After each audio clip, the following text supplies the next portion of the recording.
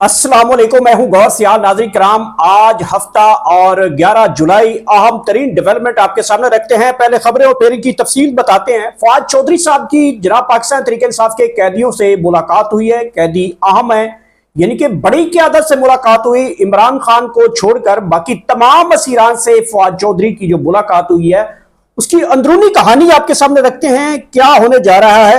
नाज़रीन किराम, अगली खबर जो है तफसील बाद में बताते हैं। मुस्लिम लीग नून ने मोहसिन नकवी साहब के ऊपर जो है वो पालतू छोड़ दिए हैं। अब आपको पता है कि मोहसिन नकवी साहब का और मुस्लिम लीग नून का जो फड्डा है वो अब खुलकर सामने आ गया है। मरियम नवाज और नवाज शरीफ साहब ने जो अपनी पालतू ब्रिगेड है, जो 24 घंटे उनके गीत गाते हैं, अब वो साफी जो हैं वो अब टारगेट कर रहे हैं जनाब मुसलसल मोहसिन नकवी साहब को। इसकी भी तफसील बताएंगे, ये फड्डा क्यों हो गया इनका। नाज़रीन किराम, मुल्क में ग़िज़ाई बहरान जो है वो सर उठाने लगा है और गंदम का बहरान जो है वो मुल्क भर में अब एक मरतबा फिर सामने आ गया। 20 लाख टन गंदम जो है वो अब बाहर से मंगवानी पड़ रही है।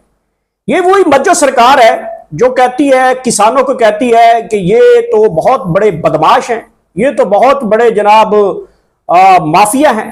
और किसानों को इन्होंने जिस तरीके से रौंदा, खाद बीज महंगा किया, पानी महंगा किया, टैक्सेस बढ़ाए, दवाइयां जो है वो बढ़ाई और किसान को मजबूर कर दिया कि वो गंदम काश्त ना करे। आज वही गंदम आपको बाहर से मंगवानी पड़ रही है। और कितनी? 20 लाख टन।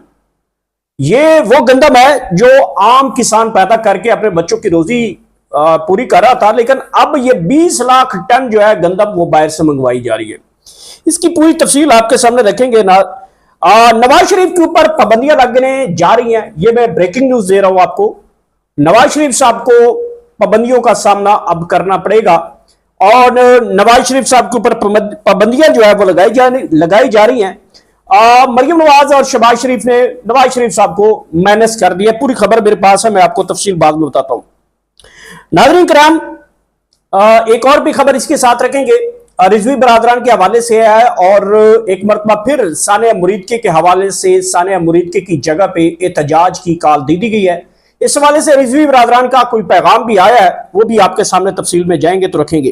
पहली खबर की जानिब से बढ़ने से पहले मेरे चैनल को सब्सक्राइब कर लें, अपना फीडबैक कमेंट सेक्शन में लाजमी बता दें। नाज़रीन, पहली खबर जो है वो फवाद चौधरी साहब, जो कि इस वक्त उनकी कोई सियासी जमात तो नहीं है, अलबत्ता वो पाकिस्तान तहरीक इंसाफ के साथ अभी भी खुद को जो है इलाक समझते हैं। इमरान खान की रिहाई के हवाले से मुख्तलिफ प्रेस कॉन्फ्रेंसेस भी करते हैं, बातचीत भी करते दिखाई देते हैं और अपनी ही जो जिस जमात में वो खुद को हिस्सा समझते हैं उस जमात को टारगेट भी करते हैं, उनको निशाना भी बनाते हैं। कभी वो इमरान खान की बहनों को निशाना बनाते हैं, कभी पाकिस्तान तहरीक इंसाफ की मौजूदा क़यादत को टारगेट करते हैं। इनकी एक मुलाकात हुई है आज जो कोट लखपत जेल है लाहौर के अंदर, फवाद चौधरी की पाकिस्तान तहरीक इंसाफ के साबिक रहनुमाओं के साथ, जिसमें शाह महमूद कुरैशी है, महमूद रशीद है और दीगर जो डॉक्टर रियाज मीर राशिद है और सरफराज चीमा साहब हैं। इनके साथ इनकी मुलाकात हुई है और इनके बकौल ये वो कह रहे हैं कि जितने कसीराना है पाकिस्तान तहरीक इंसाफ के लोग, वो जो है मफाहमत की सियासत चाहते हैं, मतलब बातचीत के जरिए रास्ता निकालने के लिए ख्वाहिश का इज़हार किया है। ये मुलाकात आपको पता है पहले भी हो चुकी थी। अब ये थोड़ा सा यहां पे मैं आपको थोड़ा सा बैकग्राउंड समझाता हूं। ये जो मुलाकात हो रही है, फिर जो कैदी सियासी कैदी हैं उनकी बात यहां पे बताना कि वो लोग तो डील चाहते हैं, लेकिन इमरान खान साहब नहीं मान रहे। इमरान खान साहब का कतई जो है वो खुला का खुला जवाब है।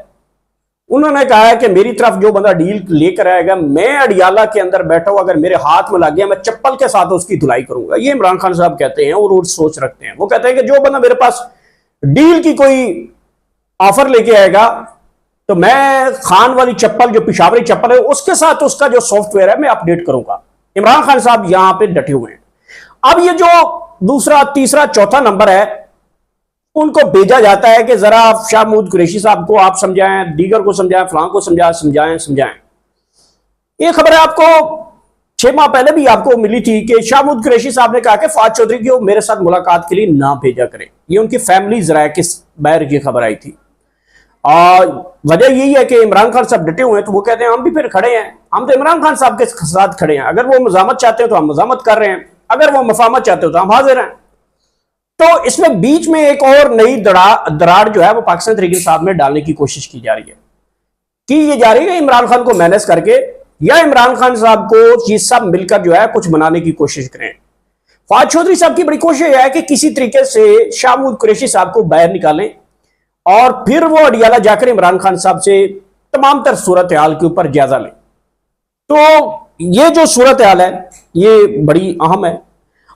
यह याद रखना कि जैसे जब इमरान खान की रिहाई का थोड़ा सा भी जो हवा आएगी, पहले जो शाह महमूद कुरैशी है, महमूद रशीद हैं, उमर सरफराज चीमा है, डॉक्टर यास्मीन राशिद है, दीगर जो इस वक्त सियासी कैदी हैं, ये पहले रिहा होंगे।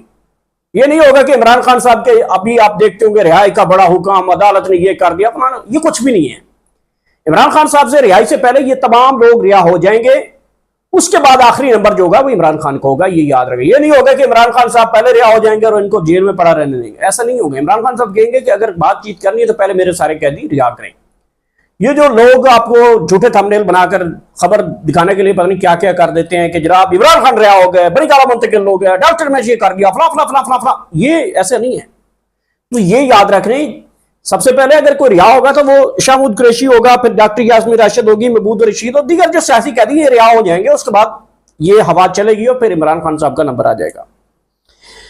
नाज़रीन, अगली खबर मैंने आपको बताई कि नून लीग ने मोहसिन नकवी साहब के ऊपर पालतू छोड़ दिया। पालतू मुझे मजीद उसका जो उसकी डिफाइन है वो मैं नहीं कर सकता। पालतू का मतलब एक पालतू जानवर भी हो सकता है, तोता भी हो सकता है, और भी बड़ा पालतू फेमस नाम से जोड़ा जाता है, वो भी एक जानवर होता है, लेकिन वो वफादार होता है। तो मियां नवाज शरीफ के साथ जो वफादार साथी है ना, जो उनकी शान में कसीदे बयान करते हैं, वो साफी जो हराम भी खाते हैं और उनके हक में कसीदे भी बयान करते हैं। नाम तो आप सबको पता है, अब मेरे नाम लेने से आपको कोई ढकी छुपी बात तो है नहीं कि कोई कौन क्या कर रहा है। मरीम नवाज के भी कसीदे गाते हैं और वो यहां से पैसे भी लेते हैं। तो उन्होंने अब मोहसिन नकवी साहब के ऊपर वो जो है वो भौंकना शुरू कर दिया हुआ है। चलो, वफादार जानवर को भी पता चल गया वो भौंकता भी है, तो वो अब जो है वो भौंकना शुरू कर दिया मोहसिन नकवी को। कभी कहते हैं जी ये 1-2 SHO की मार थी, वहां पे SHO मर गए हैं, फलाना फलान फलान। मोहसिन नकवी वजीर खारजा भी हैं, डिप्टी वजीर आजम भी वो कह रहे हैं। मतलब नवाज शरीफ ने और मरियम नवाज ने उनको खुसूसी टास्क दे दिया है कि आपने टारगेट करना मोहसिन नकवी साहब को। और इस वाले से मोहसिन नकवी साहब की मेरे ख्याल में एक बहुत बड़ा फड्डा सामने आएगा। फड्डा ये होगा कि मोहसिन नकवी साहब को मजीद जो है वो शिकंजा तैयार करना पड़ेगा, वरना ये जो PLMN की हक में बोलने वाले टाउट्स हैं, ये मोहसिन नकवी साहब को बड़ा टारगेट करेंगे और मोहसिन नकवी साहब को मुसलसल इस टारगेट का सामना करना पड़ रहा है। इतने सहाफी जो पाकिस्तान तहरीक इंसाफ के डिफेंडर हैं वो भी इतने मोहसिन नकवी के ऊपर टारगेट नहीं कर रहे जितने मुस्लिम लीग नून के हैं। मैं देख रहा था मुख्तलिफ नाम हैं, बल्कि उनके नॉलेज में तो बहुत ज्यादा चीजें होगी। बहरहाल टाउट्स जो है वो मोहसिन नकवी साहब के पीछे छोड़ दिए, फड्डा जो है वो पड़ने वाला है। नाज़रीन किराम, गंदम का बहरान जो है वो सर उठा रहा है। 20 लाख टन गंदम जो है वो अब बाहर से मंगवाने का पंजाब हुकूमत ने ऐलान किया है। देखिए, ये वो गंदम है जिसमें मरियम नवाज साहबा कहती थी कि जनाब जो पंजाब के किसान है ये माफिया है, ये चोर है, ये डकैत हैं। इसी माफिया को आपने कहा कि गंदम उनकी जो है लोगों ने उधर ही अपनी जमीन में दफन की, उधर ही लोगों की गंदम ना खरीद कर जो है 1800 रुपए पे गंदम लेते रहे, 1500 पे ऊपर गंदम लेते रहे। 1500 मन उसकी कास्ट उठाकर देखें, जब वो तैयार होती है, पानी लगता है, बीज डलता है, तैयारी होती है, गंदम की बिजाई, फिर उसकी जो कटाई है, फिर गंदम निकालने का जो प्रोसीजर होता है, तो उससे गंदम तो आप 4 गुना सस्ती ले रहे थे। किसान की गर्दन के ऊपर आपने पावर रख के और उसके हाथ से गंदम छीनी। आज आप गंदम को तरस रहे हैं। ये बहुत बड़ा फ्रॉड है। बहरहाल ये फाइल भी बनेगी, ये मज्जो सरकार के खिलाफ ये फाइल भी बनेगी कि ये गंदम का हड़प कहां पे हुआ है, ये गंदम खाई किसने है। ये चूहे खा गए हैं गंदम। पंजाब के अंदर चूहों की तादाद ज्यादा नहीं होगी कहीं, तो ये जो फाइल है ये फाइलें बनेगी, ये भूल जाएं कि आप ये जो करते जाएं, हम करप्शन कर लिए, हमने करप्शन भी किया है भाई, आटा भी महंगा किया है भाई, पेट्रोल भी महंगा किया है भाई, जहाज भी लिया है भाई, फाइलें भी खाई हैं भाई, जो कुछ करना है भाई भाई भाई ने डांग फिरनी है। फिर ये याद रखने, ये नहीं होगा कि जनाब आप ये करते जाएं जो मर्जी करते जाएं, चोरी दमालते डांगा दे गज, वाह, खाए जाओ और बनाई जाओ, तो ये डांग तो वापस फिरेगी। मैंने एक आपको ब्रेकिंग न्यूज दी थी कि नवाज शरीफ साहब के ऊपर पाबंदी लगने जा रही है। अब आप सोच रहे होंगे नवाज शरीफ की बेटी वजीर आला, भाई वजीर आजम, और उनके ऊपर पाबंदी क्यों? जी हाँ, नवाज शरीफ साहब के अंदर थोड़ा सा वो जरासीम कभी कभी जाग उठता है कि वो इनकलाबी बनने की कोशिश करते हैं। हालांकि इस टाइम उनके जो उन्होंने वेस्ट कोट पहना हुआ है वो भी काला है, मतलब इतनी पॉलिश की, इतना रगड़ा लगाया उन्होंने जूते को कि वो भी काला हो गया। इसके बावजूद नवाज शरीफ कभी कभी ना उनके अंदर एक ऐसा जरासीम है, वो इनकलाबी बनने की कोशिश करते हैं। वो ये समझते हैं कि मैं इनकलाबी हूं, मैं निजाम के साथ टक्कर ले गया और कोई भी नहीं रह सकता। तो नवाज शरीफ साहब ने कोई 2-3 मरतबा उनको टाकी शाकी मरा कर उनको समझा कर बाहर निकाला और वो फिर टारगेट करने लग गए थे इदारों को। तो इदारों ने बड़ा सख्त एक्शन लिया, उन्होंने कहा कि आइंदा इसकी शक्ल हमें ना देखें। और फिर नवाज शरीफ साहब ने आपको देखा भी, लास्ट टाइम उनके ऊपर टाकी शाकी लगाकर उनको साफ सुथरा करके अच्छे कपड़े पहनाकर पेटी से निकालकर हवा लगवाई और गिलगित भेजा, और गिलगित से फिर उन्होंने ऐसे फरार हुए कि पाकिस्तान से भी भागना पड़ गया उनको। फिर उन्होंने समझाया कि यार इसको आइंदा हम शक्ल ना देखें। तो मरियम नवाज ने कहा कि नहीं, तो नवाज शरीफ तो होगा। और फिर मरियम नवाज शरीफ साहबा ने पंजाब असम्बली में बजट इजलास में नवाज शरीफ की तस्वीरें तमाम पार्लियामेंटेरियंस को बोला कि वो लेकर आए, मतलब उनके एमपीएस के जिम्मे ड्यूटी लगाई कि नवाज शरीफ की तस्वीरें लेकर आए। सिस्टम को ये बात भी बुरी लगी। सिस्टम ने कहा कि ये इसकी शक्ल भी हमने नहीं देखनी, तुम क्या कर रही हो।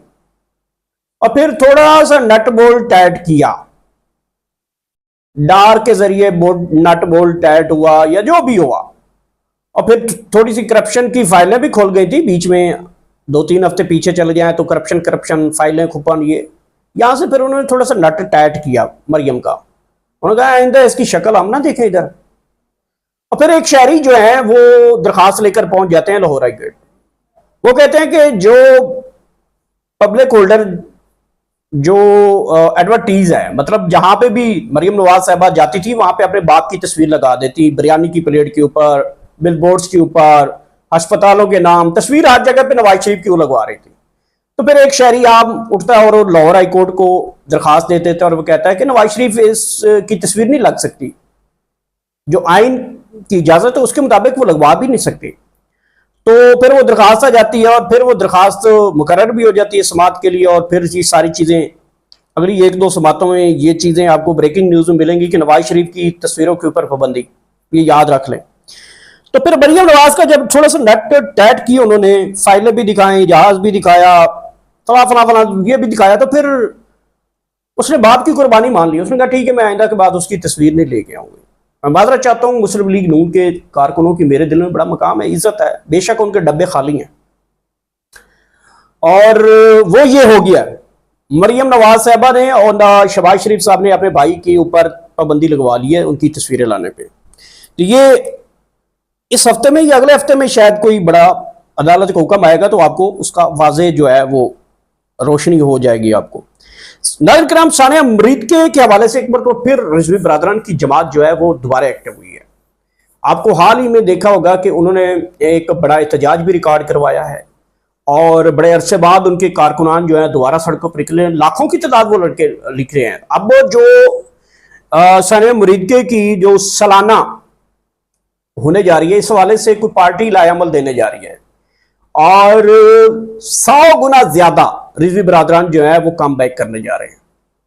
मतलब सालाना होने जा रहा है सानिया मरीद का, 1 साल मुकम्मल होने पर तैयारियां जो है वो शुरू कर दी हैं। कारकुनान के अंदर मोमेंटम भी भरना शुरू कर दिया गया है और स्पेस भी मिल रही है। ये भी बात मैं आपको बता रहा हूं, स्पेस भी मिल रही है।